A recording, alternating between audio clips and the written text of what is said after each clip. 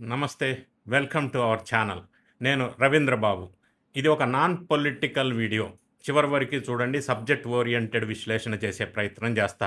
ప్రస్తుతం దేశంలో జరుగుతున్నటువంటి నిరసనల నేపథ్యంలో ఒక ప్రజాస్వామ్యంలో నిరసన తెలపటం అంటే కేవలం రోడ్డుపైకి రావటం మాత్రమే కాదు. అది ప్రజల గొంతుక, ప్రశ్నించే హక్కు. కానీ భారతదేశంలో నిరసన తెలపటం మన ప్రాథమిక హక్కా, ఫండమెంటల్ రైట్? మరి ప్రభుత్వ నిర్ణయాన్ని వ్యతిరేకిస్తూ రోడ్డుపై ధర్నా చేసే అధికారం రాజ్యాంగం మనకిచ్చిందా? పోలీసులు నిరసనలను అడ్డుకున్నప్పుడు లేదా 144 సెక్షన్ విధించినప్పుడు చట్టపరంగా పౌరుల హక్కులు ఏమవుతాయి? రాజ్యాంగంలో ఆర్టికల్ 19 ఏం చెప్తుంది? సుప్రీంకోర్టు దీనిపై ఇచ్చినటువంటి చారిత్రాత్మక తీర్పులు ఏమన్నా ఉన్నాయా? ఉంటే ఈ నిరసనల మీద సుప్రీంకోర్టు ఏం తీర్పిచ్చింది? ఈరోజు ఈ వీడియోలో రైట్ టు ప్రొటెస్ట్ గురించి ప్రతి చట్టపరమైన రాజ్యాంగపరమైన నిజాల్ని పూర్తి వివరాలతో విశ్లేషణ చేసి చెప్పే ప్రయత్నం చేస్తాను. వీడియోని ఎక్కడ స్కిప్ చేయకుండా చివరి వరకు చూడండి. సబ్జెక్ట్ తెలుసుకునే అవకాశం ఉంది. సో ఫస్ట్ పాయింట్, మనం కాన్స్టిట్యూషనల్ ఫ్రేమ్వర్క్, భారత రాజ్యాంగంలో నిరసన తెలిపే హక్కు అనే పదం డైరెక్ట్గా కాన్స్టిట్యూషన్లో కనిపించకపోయినప్పటికీ అది మన ప్రాథమిక హక్కులలో అంతర్భాగంగా ఉంది. అంటే మన రాజ్యాంగంలోని పార్ట్ 3 ఆర్టికల్ 19 పౌరులకు ఈ కీలకమైన స్వేచ్ఛలను అందిస్తుంది. అది ఆర్టికల్ 19(1) క్లాజ్ ఏ, భావ ప్రకటన మరియు వాక్ స్వాతంత్రం, freedom of speech and expression. ఒక పాలసీపై లేదా ప్రభుత్వంపై మన నిరసనను తెలియపట్టడం అనేది భావ ప్రకటన కిందకే వస్తుంది. ఎస్. నెక్స్ట్ ఇంకొక ఆర్టికల్ ఉంది, ఆర్టికల్ 19(1) క్లాజ్ బి, ఆయుధాలు లేకుండా శాంతియుతంగా సమావేశమయ్యే హక్కు, right to assemble peacefully and without arms. అంటే చట్టబద్ధంగా శాంతియుతంగా ఎలాంటి ఆయుధాలు లేకుండా సమావేశమై నిరసన తెలిపేటువంటి పూర్తి హక్కు. ఆడవాళ్ళకి పరిచయం పెన్షన్లేనండి బాగానే పెట్టారండి, బాగానే ఉన్నానండి. లేడీస్కి ఇస్తాను 1500 కూడా అదే ఇస్తే కొంచెం లేడీస్ కూడా కొంచెం ఆనందంగా ఉంటారు అంతే అండి. అంతకుమించి మాకేం లేదండి, అన్నీ బాగానే ఉన్నాయి మాకు. కానీ విత్ రీజనబుల్ రిస్ట్రిక్షన్స్. ఈ హక్కు అపరిమితమైనదా అంటే అబ్సల్యూట్ రైట్? అంటే ఎక్కడ పడితే అక్కడ, ఎలా పడితే అలా నిరసన తెలపవచ్చా అనే క్వశ్చన్ వెంటనే మీకు రావచ్చు. దానికి ఆన్సర్ ఖచ్చితంగా లేదు. ఎందుకంటే భారత రాజ్యాంగం ఆర్టికల్ 19 క్లాజ్ 2 మరియు ఆర్టికల్ 19 క్లాజ్ 3 ద్వారా ఈ హక్కులపై కొన్ని హేతుబద్ధమైన ఆంక్షలు అంటే రీజనబుల్ రిస్ట్రిక్షన్స్ విధించింది.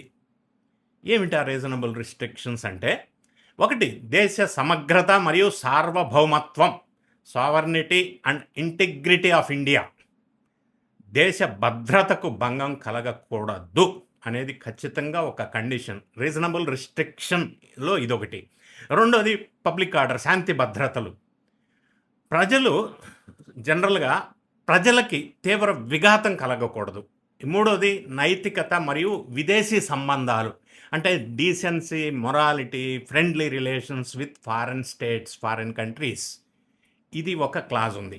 అంటే మీ నిరసన వల్ల ఇతర ప్రాథమిక హక్కులకు లేదా స్వేచ్ఛకు భంగం కలగకూడదు అనేది కూడా ఒక రిస్ట్రిక్షన్ ఉంది. ఇక ఇంకొక అంశం మనం ఆలోచిద్దాం.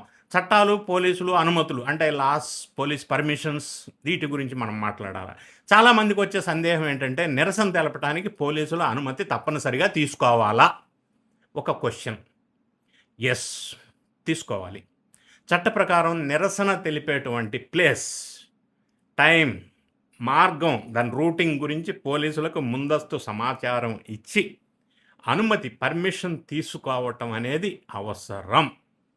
ఇది required.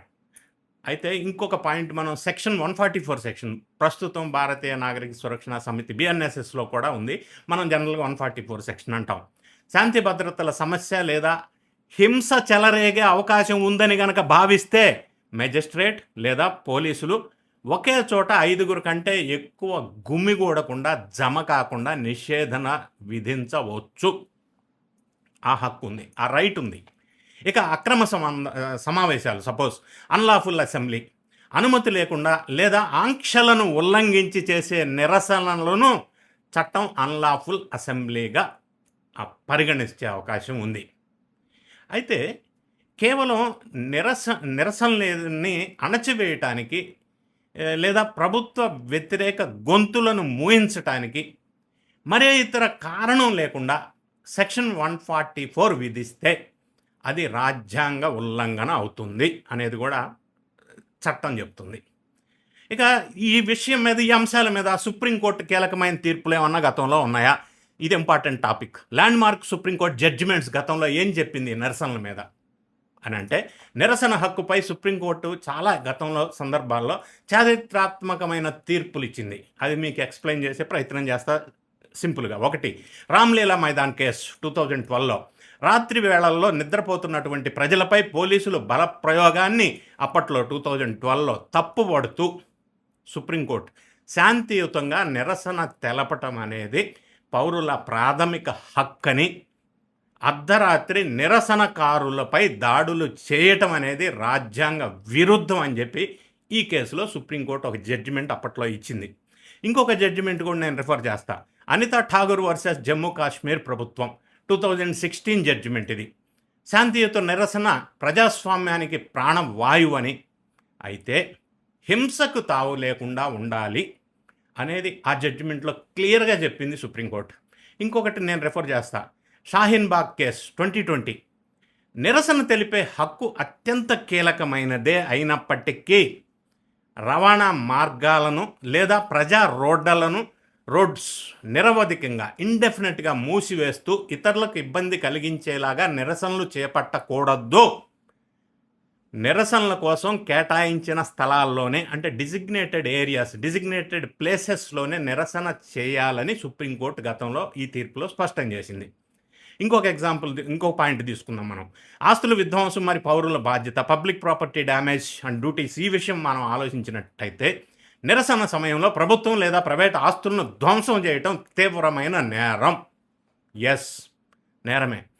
Prevention of damage of public property act 1984 ప్రకారం నిరసనలో ఆస్తులు గనక ధ్వంసమైతే దానికి కారణమైన సంస్థలు లేదా వ్యక్తుల నుంచి ఆ నష్టపరిహారాన్ని వసూలు చేసేటువంటి అధికారం ప్రభుత్వాలకి ఉంది.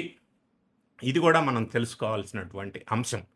ఇంకొక పాయింట్, మన రాజ్యాంగంలోని ఆర్టికల్ 51A క్లాస్ 1 ప్రకారం ప్రజా ఆస్తులను పరిరక్షించటం మరియు హింసని వేడటం ప్రతి పౌరుడి ప్రాథమిక బాధ్యత, ఫండమెంటల్ డ్యూటీ అని కూడా మనం తెలుసుకోవాల్సిన అవసరం ఉంది.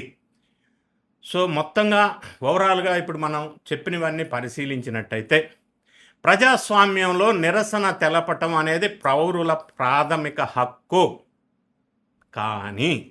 కానీ ఆ హక్కు శాంతియుతంగా, చట్టబద్ధంగా, ఇతరులకు ఇబ్బంది కలగకుండా ఉన్నప్పుడే దానికి నిజమైన ప్రొటెక్షన్ లభిస్తుంది, రక్షణ లభిస్తుంది అనేది గుర్తుపెట్టుకోవాల్సినటువంటి అంశం, ప్రధానమైన అంశం. మరి ఈ వీడియోలో నేను చెప్పిన విశ్లేషణతో మీ అభిప్రాయం ఏంటి? నిరసనలో ఆంక్షలు విధించేటువంటి ప్రజాస్వామ్యానికి మంచిదా కాదా అనే విషయాన్ని మీ కామెంట్ రూపంలో తెలియజేయండి. ఇప్పుడు ప్రస్తుతం భారతదేశంలో ప్రతి చోట ఎవ్రీడే నిరసనలు జరుగుతున్న నేపథ్యంలో ఈ నిరసనల మీద అసలు చట్టం ఏం చెప్తుంది అనే విషయాన్ని విశ్లేషణ ప్రయత్నం చేశాను. నచ్చినట్టయితే వీడియో లైక్ చేయండి, మీ ఫ్రెండ్స్కి షేర్ చేయండి. Thank you so much for watching.